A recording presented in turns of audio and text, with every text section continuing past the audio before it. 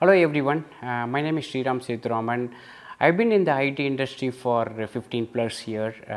Majority of my IT experience, I spent a lot of time in building products for enterprise companies, particularly pretty big companies though. And part of those products are built on data. So today we are actually going to talk about how data and analytics is solving the problem of a sales organization, specifically the sales representatives and sales managers. Sales, 60% of, no, I am not talking about those kinds of sale. Rather than I am going to talk about the people on the other side and address the problem the sales industry often faces. It's a tough enough job convincing people to buy the products you are selling, but to also manually keep track of every sale made and the commissions earned, as well as a suspiciously ever growing target is no man's feat. As a sales representative is more dependent on incomes from incentives, bonuses and commissions than the basic salary, they have to make sure that these reports are maintained properly. They diverts their focus from their main job, which affects the company's sales, which in turn affects their income. It's a vicious cycle.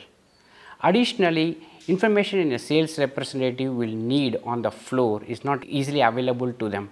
Say the specifications of the product, the incentive quotas they fall into, and surprisingly even their target. When such information is required, sales representatives have to visit their website or manager's office. Not only does this waste valuable time, but also provides a large scope for manipulation. On the other hand, the compensation management team has to analyze, understand data and accordingly assess the compensation plans for pay for performance relationship, review the payments and make sure everyone gets their due in time. The lack of an automated compensation system adds to the difficulty in accurately forecasting the revenue of the organization. All of these problems invariably affect the efficiency and the accuracy with which the employees are rewarded. In turn, the sales suffer, leading the organization into a vicious cycle. At this point in the century, we know what data is. It is basically information. It can be numbers, names, lists, preferences, you name it, and it can be data. Any data like names, numbers, etc. that can be formatted into tables within rows and columns is called structured data, while unstructured data refers to images, emails, etc. that cannot be clearly organized into a tabular format. In this way, so much information is being collected by the industry on a daily basis that it had to give a little title called big data. The idea behind big data is that we can analyze the information and identify patterns within enormous data set. By analyzing the data patterns, we can make better predictions and better decisions. The field of data analytics in a nutshell helps power efficient working and decision making. The data collected on a day-to-day basis is called transactional data and is utilized by both the sales representative and the management. Although how they utilize the data is different, the data itself can be broadly categorized into the following.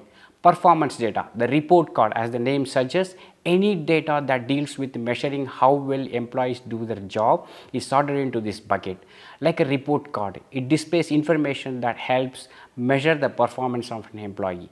The performance is always measured through the quantifiable tools, making it easier to understand and analyze.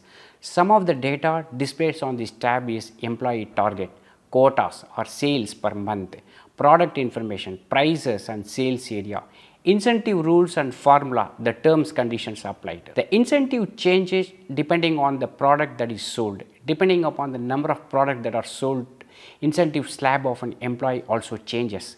Just like the levels of a game changes every time you reach the checkpoint, and employees' incentive level rises every time they fulfill their target.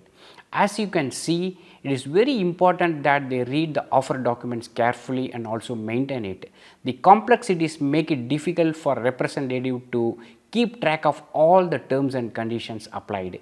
Every time a representative wants to check the rules and slab, they would have to approach their manager or the website. Apart from the time it takes, there is no way for the representative to check if the information shared is accurate. Incentive calculation, the number crunch, the performance data of every representative and the incentive rules have to be cross-referenced to calculate the accurate income for every sales representative. Using Excel, it is difficult to keep track of it, a messy affair, as every change has to be logged in manually, and it is difficult to understand complex sheets within multiple parameters. For the management too, keeping track of the thousands of sales representatives is a complicated task. The higher up in the hierarchy a manager is, the larger the number of employees they would have to track. Imagine having to scroll through hundreds of Excel sheets for every operation. It is laborious, time consuming and prone to human error, which is why automating this system is beneficial. Similar to how a car has to be cleaned and tuned regularly in order for it to run smoothly, all the transactional data that is collected from different sources like the database of the organization and the individual spreadsheet and emails outside the database has to be cleaned and segregated. The analytics system works like a service station. The collected data is organized into appropriate servicing lane or categories so that it can be easily accessed when required. Initially, this is done manually by the data analyst until the data engineers build a model that can do it automatically. Parallelly, the data is cleaned. Incorrect, corrupt, duplicate, incorrectly formatted and incomplete data is filtered or fixed to avoid incorrect results and avoid errors. While running this data in the programs, once the data is clean, the different parts are oiled and greased with algorithm that can utilize the data and provide accurate results. Again, in the initial stage, an analyst will go through every data set and manually apply the formulas in a program, developing software or a platform. The process will then be automated by using the machine learning. As a last step, the car is waxed and polished to look brand new and is ready to make an appearance. The data visualization layer does something very similar. All the informations and results are obtained from the previous two layers are presented to the user in a way that is simple to understand and pleasant to look at it. This is achieved through the help of graphical representation or simply put charts. Most organizations use a tool instead of doing it manually. They feed the analyzed data into the tool and as output they get graphs, charts and maps which are easy to understand. Once the initial data analytics process is complete, it is used to build an automated system with the help of a machine learning, as I talked earlier. This prevents having to manually analyze the data repeatedly and provides greater flexibility. In case formulas have to be changed or added, it can be done without going through the back end of the program. So now we know what the data is, how the data is collected and stored. Let's take a look at how exactly the right order of transactional data reaches the data analytics warehouse, and finally the user in the form of aesthetically pleasing charts. ETL stands for extract, transform and load. It is a kind of like the customs clearance officer who makes sure everything is in order before a product is allowed to enter the country. In the first step, data is extracted from the different sources. It is available and gathered in one place. Naturally, it will have a different formats like XML, JSON, flat file, depending on the source. To make sure that the data is collected from all these different sources are not rejected and incorrectly represented, they are transformed. The transformation process simply translates or converts the data from a different format into the format that is predetermined in the data warehouse, ensuring uniformity. Finally, the standardized data is loaded into a cloud service or a data analytics warehouse where it sits ready to be used by the visualization tool whenever request is sent by the user.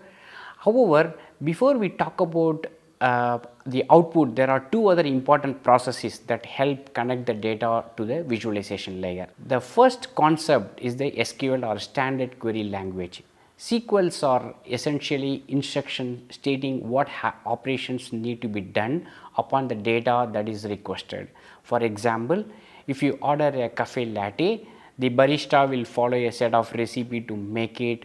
The recipe is the SQL for the order coffee. Just like the coffee is made in the kitchen by a barista, SQL queries are performed in the backend. Then comes to the API. API is an application programming interface. A barista makes sure to map the order to the recipe, then deliver the right order to the right person as soon as possible. The API plays a similar role. API is a platform that will connect the data platform with the visualization platform. Therefore, the API takes the request from the user, maps it to the right SQL and then delivers it to the visualization tool, which in turn converts the data into easily digestible charts for the user. Now that you know the logistics behind how data analytics platform works, let's take a look at the different features that the user will see on the app. On the screen, you will see that there are different roles. Each role has access only to the data that is functionally relevant to them. Thus, reporting manager will be able to access information pertaining to their subordinates. To ensure that the data privacy is maintained, when certain privileges are assigned, will a manager or representative be able to access that doesn't immediately concern the role in the organization. If you look at the menu bar, there are different tabs that are titled information. This refers to the various data that is collected. On this dashboard, one can also find information on the quota, target that are assigned by the managers to their sales representative teams. Finally, we can see the data analytics dashboard, which contains the visualized data ready for the end users consumption. Data analytics platform like this contribute greatly to boosting the efficiency and productivity of the sales organization. It ensures that the sales representative and their managers have all the information they need at their fingertips, thus preventing them from being discounted.